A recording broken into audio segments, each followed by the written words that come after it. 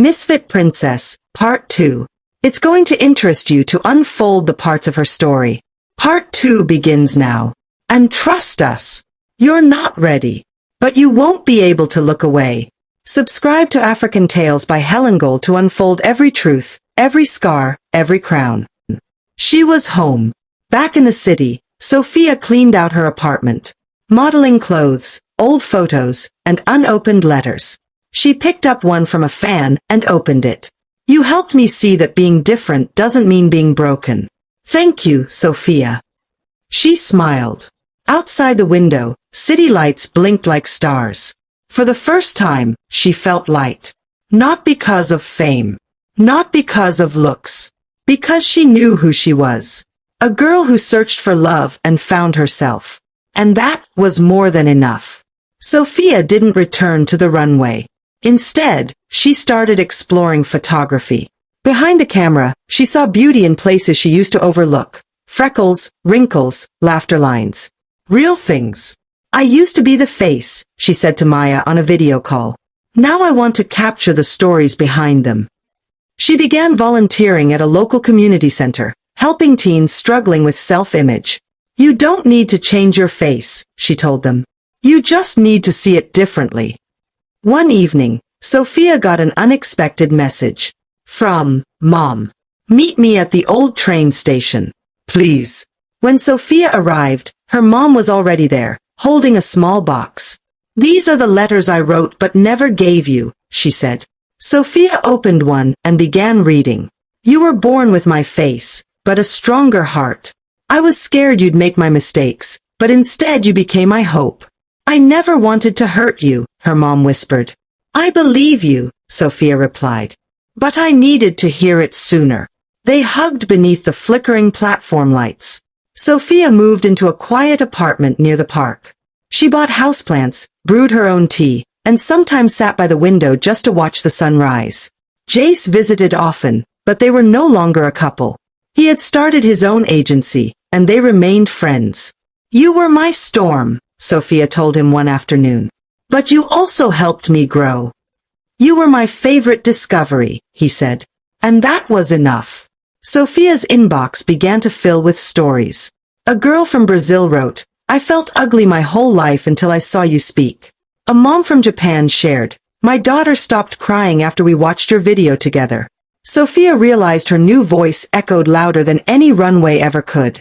She started a project called Mirror Truth, where people submitted untouched photos and the stories behind their scars, smiles, and shadows. Maya called from her college dorm. Guess who made it to the debate finals? She beamed. Sophia clapped. That's my big sister. They talked for hours about everything. Dreams, boys, books, and baked goods. Maya had started dating a girl named Ria. She makes me feel safe, Maya said. You deserve that, Sophia smiled. You gave me safety my whole life. While taking photos at a small gallery, Sophia noticed a man staring at one of her prints. That's breathtaking, he said. Sophia smiled. It's called Brave in Silence. They chatted. His name was Leo, a poet who wrote about people's eyes. They talked all evening, then walked the empty city streets until sunrise. He didn't know about her past. She didn't offer it. They just laughed. Freely. Weeks passed. Leo sent her poems on napkins. Sophia replied with Polaroid pictures. He didn't chase her. He didn't fix her. He just stood beside her. One night at a poetry event, Leo read a piece. To the girl who mistook herself for a reflection, you are not just what's seen. You are what survived. Sophia's heart fluttered, not because of the words, but because she believed them now. Sophia started spending more time with her dad. They built birdhouses together in the backyard. I didn't know how to father you, he admitted one afternoon. But I want to learn now if you'll let me. She passed him a nail. Let's build slowly. Their silence was no longer cold. It was healing. One morning, Sophia saw her old modeling billboard being taken down. A new ad replaced it, of a young girl smiling, untouched, real. Sophia stood and watched with her camera in hand. She took a photo of the moment, then walked away without looking back. Sabrina, a girl from her modeling days, reached out. I saw your project. Can we meet? Over coffee, Sabrina confessed. I used to envy you. Now I just admire you. Sophia smiled. We were all trying to survive something. They hugged goodbye, not as rivals, but as people who had finally grown up. One evening, Leo handed Sophia a box. Inside were dozens of poems, all about her. I wrote these before I met you, he said. Your story inspired me long before I knew your name. Sophia blinked. You knew who I was? I knew who you are, he replied. Sophia launched a non-profit called Face Forward, aimed at helping young people embrace their identity, especially those who felt they didn't belong. She gave talks in schools, shelters, and even prisons. She always ended with the same words, you are not your face. You are your fight. One day, Sophia returned to the theme park where she first met Jace. She saw a young girl in a princess dress, shyly standing alone. Sophia knelt and smiled. You look like a real queen. The girl beamed. My mom says I'm different. That's the best kind of beautiful, Sophia replied. The morning after the letter from France arrived, Sophia placed it gently inside a scrapbook she'd been building, a collection of hope. Not headlines, not runway spreads, but handwritten notes, small drawings from children, dried petals from protest marches, and clippings from quiet victories. She added a caption beneath the letter. Proof that stories can heal, even the ones we were once afraid to tell. Later that day, she joined Leo at a local school where he was hosting a poetry workshop. The kids were shy at first, giggling behind their notebooks. But when Sophia told them, even silence has a story, the room changed. A girl raised her hand and whispered, Can I write about how my mom left? Sophia nodded. You can write about anything, especially the things that scare you. Afterward, Leo wrapped an arm around her. You make people brave without even trying.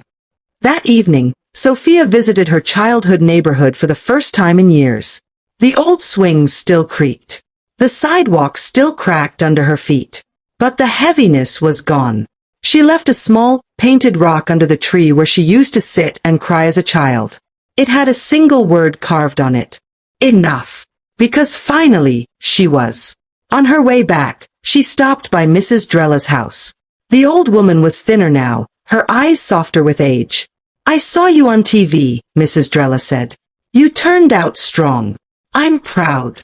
Sophia smiled gently. Thank you. But most of the strength came from Maya. Mrs. Drella nodded. That sister of yours, she was born with fire. Back home, Maya sent a photo of her first official debate trophy. I talked about identity and truth. You inspired my speech. Sophia replied, You inspired my life. Before going to bed, Sophia walked around the apartment, touching each plant, photo, and poem like they were old friends. She stood by the mirror again. Same face. But this time, she said aloud, I forgive you.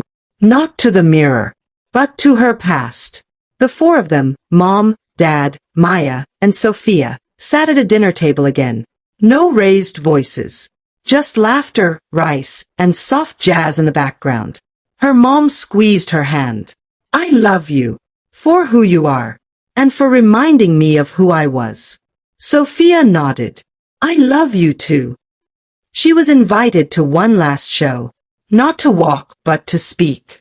Wearing a simple green dress and no makeup, Sophia stepped onto the runway. This face has been loved, rejected, judged, praised, hidden, and found, she said. And it's mine. The crowd rose to their feet. Leo moved in with her a year later.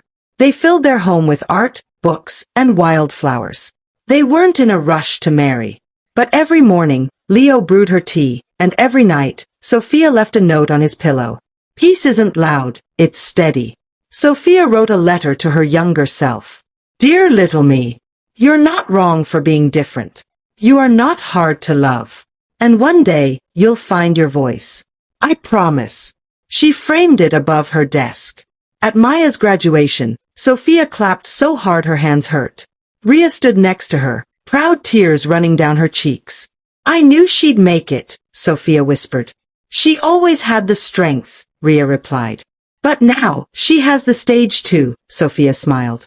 Sophia took a photo of herself in the mirror. No filters. No edits. Just a woman with a camera and a story.